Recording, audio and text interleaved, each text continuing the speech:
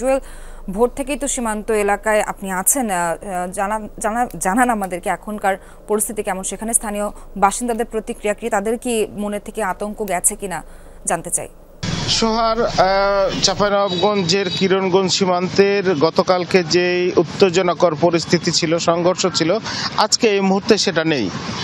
অনেকটাই স্বাভাবিক বলা চলে। বিজিবি এবং বিএসএফ তাদের নিয়মিতই টহল দিচ্ছেন। 250টিরও বেশি ডিজাইন অপশন নিয়ে ওয়ালটন স্মার্ট ফ্রিজ, বোঝে আপনার প্রয়োজন। এবং সবাই কিন্তু সজাগ রয়েছেন। তবে বাংলাদেশের মানুষ যারা কৃষক তারা কিন্তু প্রচণ্ড ক্ষতিগ্রস্ত হয়েছেন। বিশেষ করে যারা বাগান মালিক ছিলেন, বড়ই বাগান, পেয়ারা বাগান এবং আম বাগান মালিক, তারা কিন্তু ব্যাপকভাবে ক্ষতিগ্রস্ত হয়েছেন। তাদের বাগান কিন্তু অনেকটা ধ্বংস হয়ে গেছে বলা চলে। এইটা নিয়ে কিন্তু মানুষের মধ্যে ক্ষুব্ধ প্রতিক্রিয়া রয়েছে।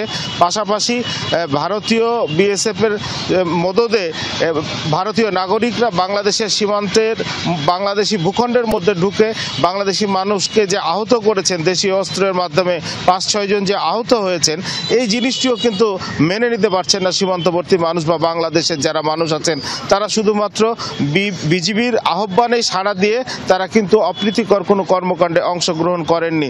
তারা যেটি বলছিলেন যে এই ধরনের ন্যাক্কারজনক কর্মকাণ্ড যদি বিএসএফ একের পর এক ঘটাতে থাকে তাহলে সীমান্তে একসময় উত্তেজনাকর পরিস্থিতির সৃষ্টি হবে।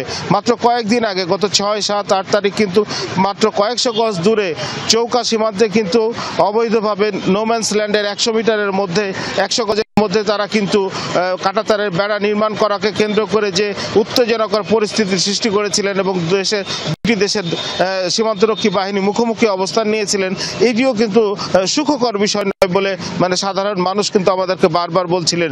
এবং বারবার তাদের এই ধরনের কর্মকাণ্ড উত্তেজনাকর পরিস্থিতি দুই দেশের স্থিতিশীল পরিবেশকে বিনষ্ট করবে। এই জন্য কিন্তু আমরা স্বাভাবিকভাবেই সাধারণ মানুষের দাবি, ঊর্ধ্বতন মহলের সাথে কথা বলে বা ঊর্ধ্বতন কর্তৃপক্ষের সাথে কথা বলে এই পরিস্থিতি নিরসন করা, এবং বিজিবি কিন্তু এবং এলাকার মানুষ কিন্তু দেশের মাটি রক্ষায় সর্বদা সচেষ্ট রয়েছে। ঠিক বলছিলেন জুয়েল, ধন্যবাদ আপনাকে যুক্ত হওয়ার জন্য।